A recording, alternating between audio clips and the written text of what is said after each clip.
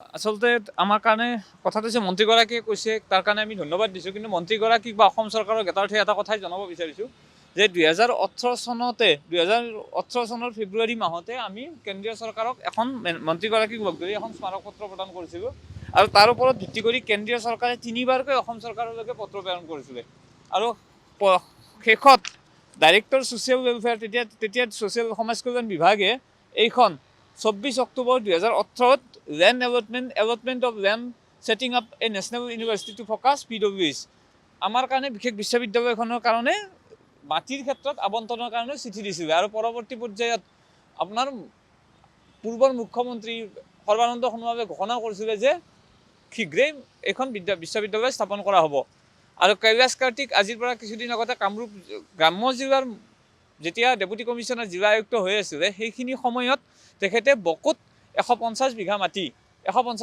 Allotment কৰাৰ কাৰণে process চলাইছিলে, কিন্তু আজিলৈকে মাটিখিনি হেণ্ডঅভাৰ নহ'ল। সেই গোটেই প্ৰচেছটো স্থবিৰ হৈ থকাৰ কাৰণে 30/7/2024 বৰ্তমানৰ আমাৰ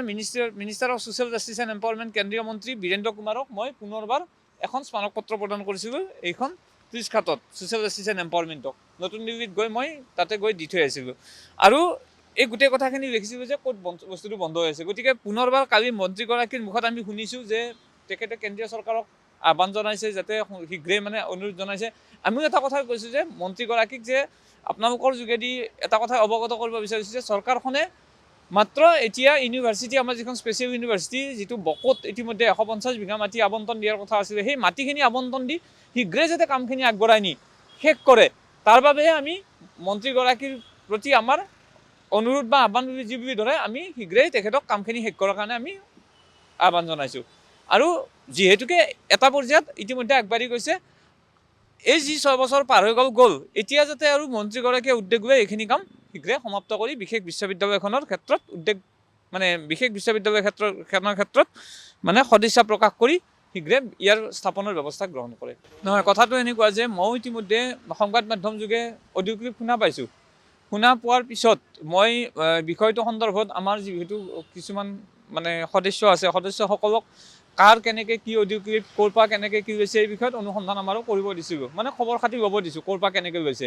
সেইখিনি সময়তে হঠাৎ মই কালি আকৌ সন্ধিয়া দেখিলোৱে বা গম পালোঁ যে আমাৰে কিছু দিব্যাংগ ভাই ভনীয়ে ইতিমধ্যে এই ক্ষেত্ৰত গৃহ বিভাগৰ ওচৰ চাপি অৰ্থাৎ আৰক্ষীৰ ওচৰ চাপি পেলাই এখন এজাহাৰ দাখিল কৰিছে। গতিকে ময়ো বিচাৰিছোঁ যে আমাৰ কোনো মানুহে ভিক্টিম হ'ব নালাগে আৰু যিটো প্ৰকৃত সত্য যিহেতু ইতিমধ্যে গোচৰটো ৰুজু হৈছে পাণবজাৰ থানাই শীঘ্ৰেই আমি আশা কৰিছোঁ যে প্ৰকৃত সত্যটো উদঘাটন কৰি দোষীক শাস্তি দিব লাগে, তাত কোনো ধৰণৰ কম্প্ৰমাইজ হ'ব নালাগে। যিহেতু ইতিমধ্যে গোচৰটো কাৰণ আমি কোনো কাৰণত ক'ব নোৱাৰোঁ কোনজন দোষী কোনজন নিৰ্দোষী। এতিয়া দায়িত্ব হ'ব চৰকাৰে শীঘ্ৰে, কাৰণ যেতিয়া স্বচ্ছ আৰু নিকাৰ কথা আহি আছে, যদি ভাইৰেল হোৱা কলৰ নিচিনা বা এজাহাৰখনত দিয়াৰ নিচিনা যদি তেনেকুৱা ধৰণৰ ঘটনা ঘটিছে, গতিকে শীঘ্ৰে এই ক্ষেত্ৰত আৰক্ষীয়ে ব্যৱস্থা গ্ৰহণ কৰি প্ৰকৃত সত্যটো উদঘাটন কৰিব বুলি আমি আশা প্ৰকাশ কৰিছোঁ। যিকোনো খবৰৰ বাবে যোগাযোগ কৰক 7099017330 লগতে 7099017110 নম্বৰত।